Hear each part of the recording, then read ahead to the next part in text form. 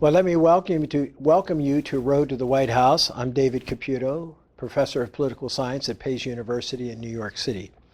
And I have to tell you that this is one of the more exciting lectures to give. The next one after this one, I talk about the actual results in New Hampshire. But let's talk for a few minutes about New Hampshire. It's the first primary state, has been that way for a number of years. It is clearly very significant.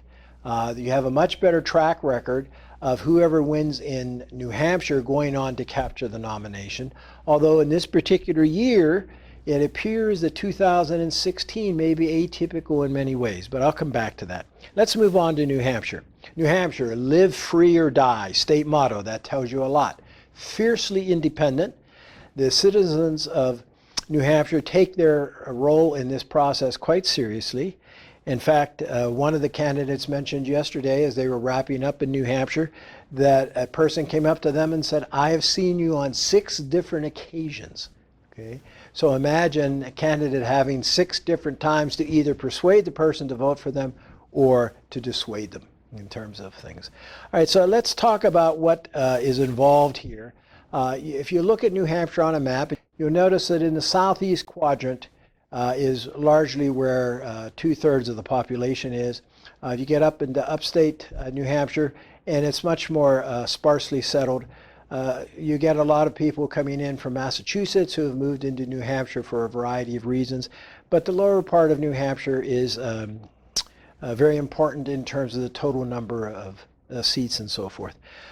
New Hampshire has something most unusual in their primary process. They have what is called a mixed open system. And in that respect, let me explain it. It means that Democrats and independents can vote in the Democratic primary. Republicans and independents can vote in the Republican primary. As an independent, you can go to either party, change your party registration for that day, and vote in that party's primary. You cannot vote in more than one primary, however. Okay? So what does that mean? Well, it means that independents have the potential to play a significant role, perhaps one of the most significant roles in primaries as we go through the process. This is a so-called modified open primary. When we start talking about South Carolina, I'll talk about the fact that that it tends to be an open primary, which means that party individuals can go back and forth and vote. So this is a little different. But in New Hampshire, what makes this so important is that independents, or non-declared, as they like to say in New Hampshire, make up 44% of the 800,000 plus registered voters. Democrats only make up about 26%, and Republicans about 30%. So here you have independents, okay, who make up 1.5 times what each of the parties do. So clearly the independent behavior is going to be very important to this. So let's assume for a minute that Democrats are likely to say, I'll stay at home and vote for, stay at home in terms of my political party. I will vote in the Democratic primary. Let's say Republicans say, I'm going to stay in the Republican primary and I will turn out to vote. So the 44% that make up the independent vote in the state of New Hampshire, they have a series of decisions that they have to make. Number 1, do they vote? Number 2, which party do they vote in? And number 3, which candidate do they vote for? All 3 of those decisions will have a vast impact. Each of them will have a significant impact on the results in New Hampshire. So let's, for instance, say that you're a Bernie Sanders supporter, but you feel that given everything that you've learned about what's going to happen in New Hampshire, that he does not need your vote in order to defeat Senator Clinton. So you might decide, hey, I have some interest in the Republican race. I want to go in and vote for a candidate or against a candidate. And again, you can do that if that's your choice. So why does this complicate matters? It complicates matters for several reasons. Number 1, you aren't sure what the turnout is likely to be among the independents. And secondly, you aren't sure where that turnout is going to go. And third, you aren't sure how they're going to vote. So what does that mean? It means a lot of difficulty for people who try to do the public opinion polls before the election. How do they try to control for it? The pollsters will tell you they try to make sure that not only do they ask, are you likely to vote, They also ask, have you voted in prior primaries? And if you have voted, which party did you vote in, even if you were an independent? Okay? And if they get the appropriate answers to that, they'll sometimes count that response, sometimes they won't. So New Hampshire can often be confounding, and it's not at all surprising if the unexpected happens in New Hampshire. And if it does, it's largely because of the independent vote. Okay? Now, a couple other things about New Hampshire. In one of his most famous speeches after on the evening of the New Hampshire primary, former President Clinton appeared, and his lead sentence was, New Hampshire has shown that his campaign and he are the comeback kid. This was his resurgence, a very low percentage, I believe it was 4% in Iowa, came back not to win New Hampshire, but run second to Senator Paul Tonkus. So I think it's important to understand this is another example of expectations. His expectations on the part of the media were low. He came and did very well in New Hampshire. Even though he was second, he was able to launch and go on and win the nomination. Okay? Now let's talk specifically about what is going on in each party. All right, so the Republicans are selecting 20 delegates to the National Convention. They have 23. The state of New Hampshire has 23. 3 of those delegates are reserved for the chair of the state party and the Republican National Committee man and National Committee woman from New Hampshire. Okay, so the 20 are elected from both CD and nationally in basically a winner-take-all arrangement. The way they apportion the delegates in New Hampshire is that you take the total vote and divide that into the vote that your candidates received. That gives you a percentage. If you cross the threshold, you then get a delegate.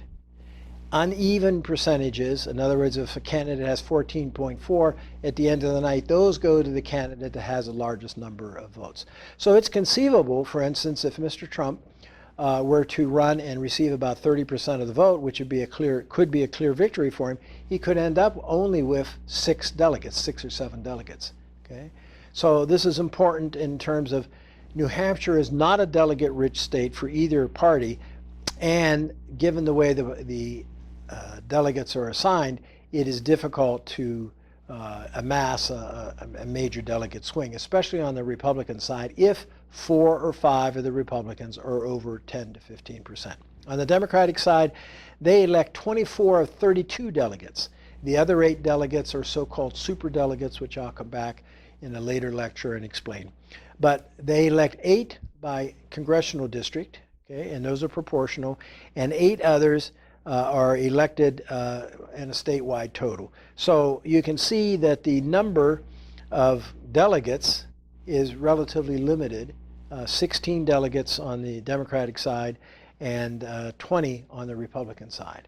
So what does this tell us? Well, I think on the Republican side, originally everyone thought it was a contest between Trump and Rubio, till Rubio ran into difficulty in the Republican debate the Saturday before New Hampshire.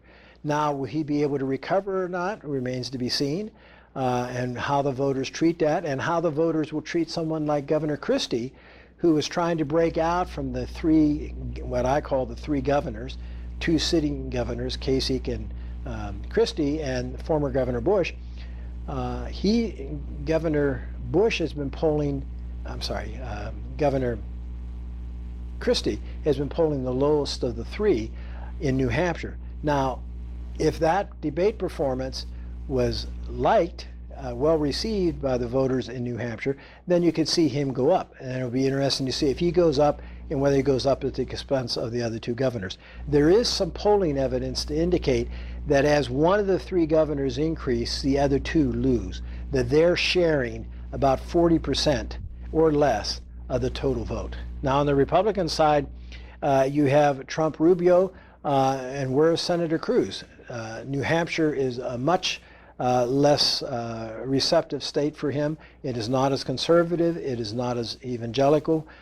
He is run a full campaign there, but the expectation is that he would do well to come in third. And where does someone like Carly Fiorina or or Dr. Carson comes in terms of New Hampshire? That's why I think after New Hampshire, you're going to see some dropout on both on the Republican side. So there's a lot to think about. Now, what about the Democratic side? Expectation is that Bernie Sanders will win this very easily over Hillary Clinton. I would argue if she closes the gap to less than 10%, she's going to declare a major victory. 15% or more, major victory for Sanders. And that has implications for both going forward, which I'll talk about in another lecture in a few days. So I'm going to conclude with that. Keys to New Hampshire: turnout, number one, which party those independents go to, and number three, how late do individuals make up their mind, and where do the late deciders go? About 40% still undecided going into election day. So tune in election night and you'll see a very interesting set of returns. Thank you.